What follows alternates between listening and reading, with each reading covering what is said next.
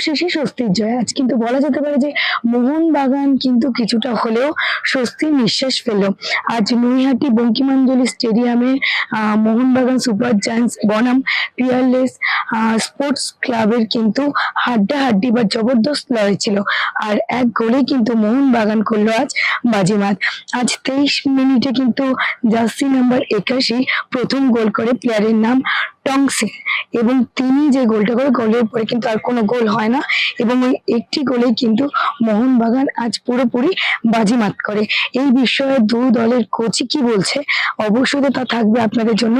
তার থেকেও বড় বিষয় হচ্ছে মোহনবাগানে কিন্তু আজ টোটাল পয়েন্ট হলো 5।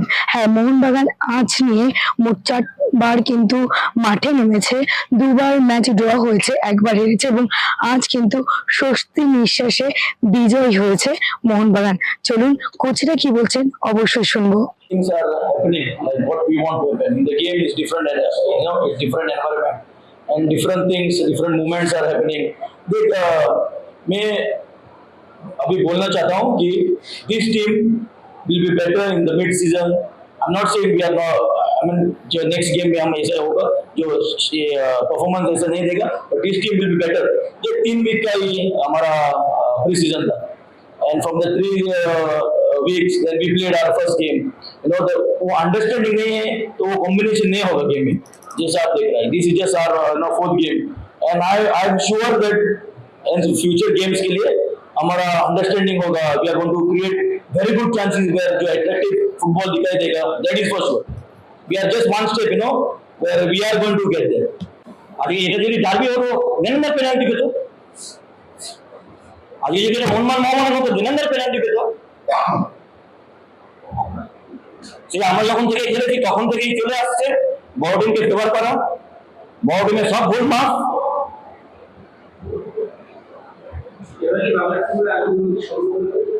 বাংলার ফুটবলে উন্নতি আর সম্ভব নয়. বাংলার ফুটবল যদি এই হাল হয় আর ফুটবল उन्नति संभव ना. बहुत अच्छा लग रहा है. और अभी पॉजिटिव साइन है हमारी टीम पे. काफी नेगेटिव एक एटमॉस्फेयर हो रहा था कि सब डिमोटिवेट हो रहे थे. लास्ट 3 गेम में हमें विन नहीं मिला था, बहुत बार हार कर रहे हैं और एज ए टीम अभी एक अच्छा एटमॉस्फेयर बना है. सभी ने बहुत कॉन्फिडेंस दिया और आगे भी कंटिन्यू करेंगे. इन कॉम्बिनेशन में बढ़ना है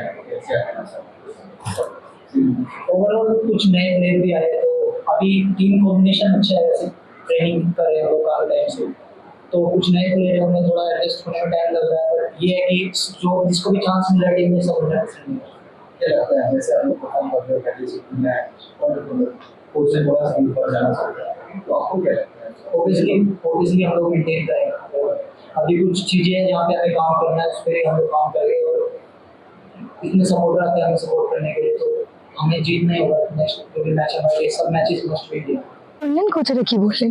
এরকমই যাবতীয় নানা আপডেটস পেতে হলে দেখতে হবে বাংলার পালস টিভি এবং বাংলার পালস টিভির ইউটিউব এবং ফেসবুককে ফলো এবং সাবস্ক্রাইব করতে কিন্তু একদমই ভুলবেন না। দেখতে থাকুন বাংলার পালস টিভি।